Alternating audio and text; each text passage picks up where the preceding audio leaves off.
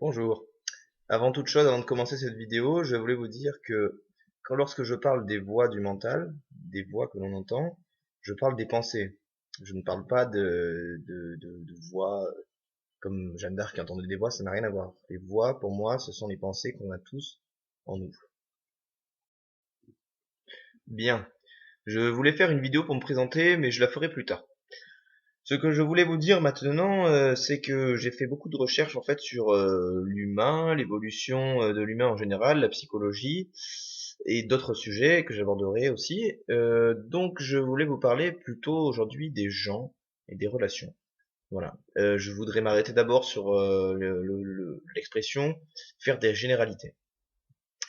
Faire des généralités, ça veut dire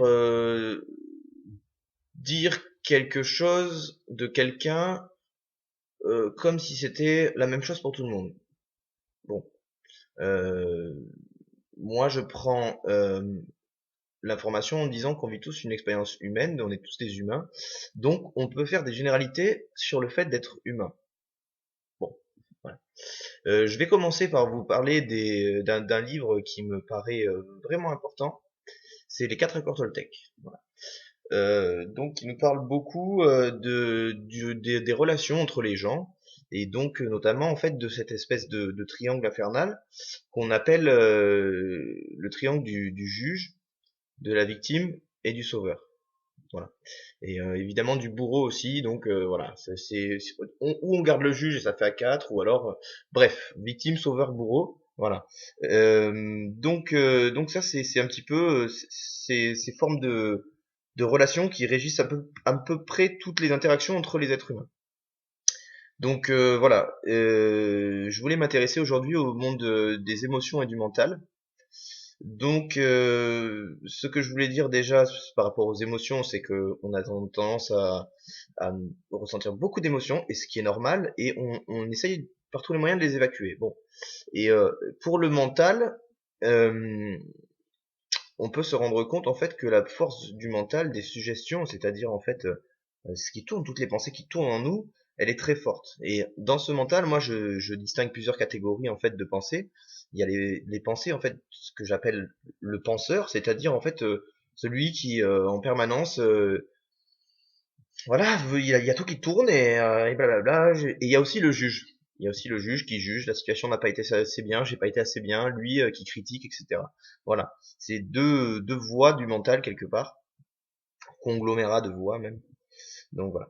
Je parlais des émotions, donc c'est important d'accepter ses émotions en fait dans notre société. D'accepter ses émotions, ses angoisses, ses souffrances. Euh, voilà. Le but en fait pour évoluer, c'est de transformer ces souffrances et donc ces émotions en souvenirs. Et à partir du moment où on voit ses émotions et sa souffrance comme un souvenir, on peut aimer sa souffrance, on peut aimer son souvenir, même s'il est malheureux, parce que ça nous fait plus d'affect. Et c'est ça qui est important. Donc voilà. Et je dis aimer parce que l'amour est très important. Le pouvoir de l'amour est vraiment très très important. Et donc c'est aimer soi-même, s'aimer soi-même avant les autres qui est important. Voilà. Sinon si on s'aime pas soi-même et si on, on, on n'est pas dans cette énergie d'amour, on est souvent dans le déni de l'autre en fait. Donc je vais prendre un exemple très très très très marquant. C'est des gens, on connaît tous des gens en fait qui ont un milieu de vie et un travail qui leur fait gagner, je sais pas, 1500, 2000 euros par exemple, qui se fréquentent tous un peu entre le même salaire, qui ont tous à peu près le même type de voiture, qui vont tous à peu près au même type d'activité, au même type de soirée. Et ces gens-là, en fait, finalement, ils pensent leur façon de voir la vie, en fait, leur représentation, c'est j'ai plusieurs biens, j'ai une situation qui est plutôt confortable que j'ai acquis euh, plus ou moins difficilement, alors je vois pas pourquoi je la partagerais avec des gens qui font pas ça. Et donc ces gens-là, en fait, ils sont dans un circuit, dans un cercle fermé. Donc c'est-à-dire que quand ils sont dans leur cercle d'amis et de la famille, des gens qu'ils connaissent bien, en fait, ils sont très ouverts. Et après, à l'extérieur de leur groupe, ils sont complètement hermétiques. Et ça, moi je dis, les gens, arrêtez de faire ça. Voilà, arrêtez de faire ça. Euh, parce qu'on vit dans une société individualiste. Et qu'est-ce que ça veut dire pour moi? C'est une société qui a besoin de beaucoup de codes, de normes et de cases, etc. Donc voilà, cette société-là, comment je vais vous expliquer comment moi je m'en suis vraiment rendu compte. Disons que quand on est dans les circuits de l'école, de la société à peu près classique, c'est-à-dire pendant toute son enfance, on est à l'école tout le temps, toute l'année, sauf pendant les vacances. Sinon, on est avec la famille. Et après, on fait des formations, on trouve un travail. On est toujours dans des institutions en fait. On est toujours dans des institutions qui nous donnent un cadre, qui nous donnent en fait aussi, comment dire, un groupe d'amis, un groupe de gens, un groupe social et ça, en fait, si l'on expérimente à un moment donné dans sa vie le fait d'être au chômage, d'arrêter ses études, de partir en voyage, etc., on va sortir en fait de ces institutions. Et sortir de ces institutions, ça veut dire sortir de sa zone de confort. Et c'est ça que les gens ils veulent pas faire en fait. Sortir de leur zone de confort. Parce que c'est lorsqu'on sort de sa zone de confort qu'on est remis en question. Et ça, on n'aime pas. On déteste être remis en question. Donc c'est important de revoir ces représentations et ces accords. Voilà.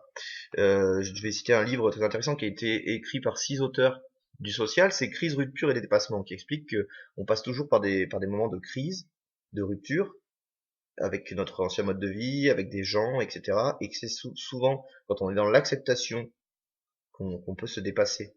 C'est comment dire, ça corrobore aussi le principe de Boris Cyrulnik qu'il appelle la résilience. C'est-à-dire des personnes qui ont vécu des choses horribles, elles peuvent dépasser, elles peuvent transcender tout ça, quelque part.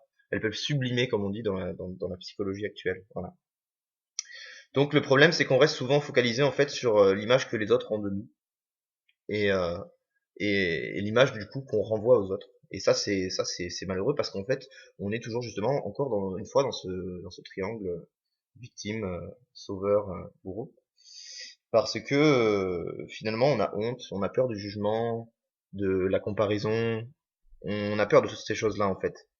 On a peur de la critique, on a peur de ce que voilà, et on a honte des autres, etc. Donc ça nous renvoie en fait à nos propres schémas, à nos propres accords en fait, à nos propres représentations. Quand je parle d'accords, je parle encore des accords Toltec de tout à l'heure, c'est-à-dire on forme des accords en nous. Oh, je suis comme ça, j'aime pas ça, j'aime pas ça, j'aime ça. Mais c'est possible de changer tous ces accords en fait. C'est possible de changer tous ces accords. Je citerai en fait la crise de Juno, là dont je me souviens plus le prénom, je suis sûr qu'il y en a qui se font un plaisir de me dire son nom dans les commentaires.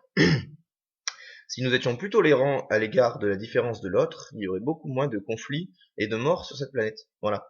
Et elle disait ça parce qu'en fait elle a révélé au grand public qu'elle était homosexuelle il y a à peu près 2 ans. Ou 3 ans, je sais plus. Voilà. Par rapport aux hommes, surtout par rapport aux hommes, en fait, il y a aussi des femmes qui sont dans ce cas-là, mais par rapport aux hommes, euh, les hommes, s'il vous plaît, je dis ça pour aussi, euh, comment dire, je porte la parole de beaucoup de femmes qui m'en ont parlé aussi.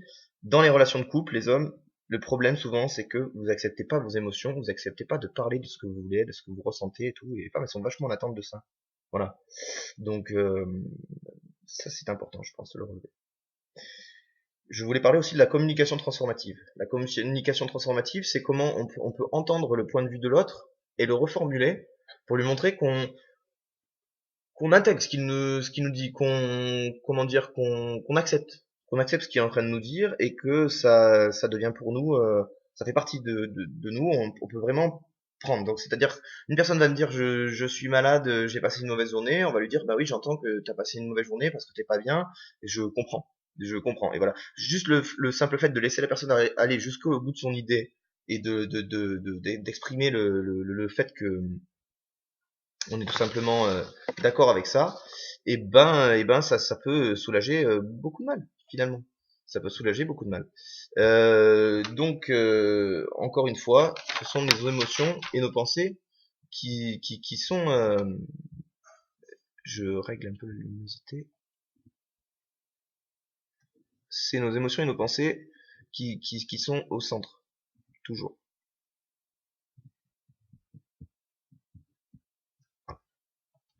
Alors, qui nous contrôle quelque part. Donc, il y a des livres qui parlent de gestion des émotions, qui parlent très bien de gestion des émotions et de gestion en fait de nos pensées, de nos émotions, c'est-à-dire se rendre compte euh, que on est responsable de beaucoup de choses qui nous arrivent, de presque tout ce qui nous arrive et qu'on se rend pas assez bien compte. Par exemple, que la dépression, bah, c'est nous qui la créons quelque part. Parce que pour être déprimé, il faut regarder par terre, il faut répéter toute la journée qu'on va pas bien manger, pas bien dormir, beaucoup fumer, pas aller avec les bonnes personnes, ne pas parler de ce qu'on ressent, des problèmes qu'on a. Et donc ça veut dire que finalement, on reste dans cet état-là, voilà,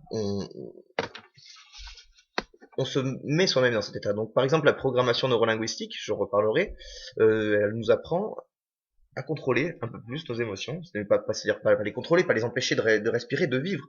Parce que c'est pas ça qu'il faut faire. Je veux dire, euh, une personne, comme je disais dans la première vidéo, qui accepte pas ses émotions, on va lui parler des nôtres, elle va nous dire, ben non, moi, mes émotions, je sais pas les gérer, donc laisse-moi tranquille avec les tiennes. Voilà. Et c'est important de se rendre compte que non, on a le choix de vivre autrement. Voilà. Euh, donc c'est important d'être en communication avec nous-mêmes pour ça, de s'écouter, de s'entendre, d'entendre le penseur, d'entendre le juge et entendre tous ces voix-là qu'on a dans notre tête. C'est s'il y a des personnes qui ont un peu expérimenté la méditation, vous avez peut-être certainement des fois entendu plein de voix qui passent et vous vous rendez compte qu'il y en a une multitude et en fait c'est normal. C'est-à-dire que notre cerveau il fonctionne de cette manière-là. T'as toutes les voix qui circulent et en fait finalement c'est comme une espèce de brouhaha, hein, mais faut être encore une fois faut être dans un état un peu de conscience différente pour entendre ça.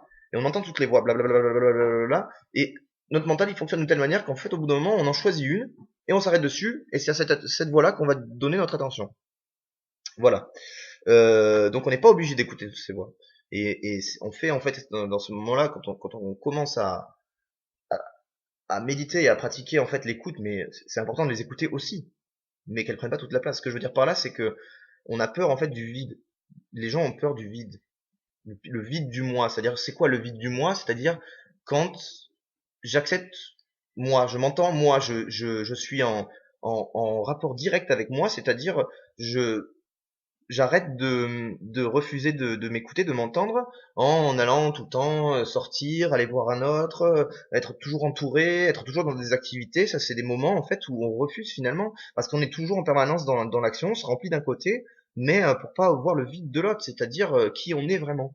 Donc voilà, et je finirai par dire que c'est super important pour moi de vous exprimer que il est nécessaire pour chaque personne en fait de faire un travail sur soi.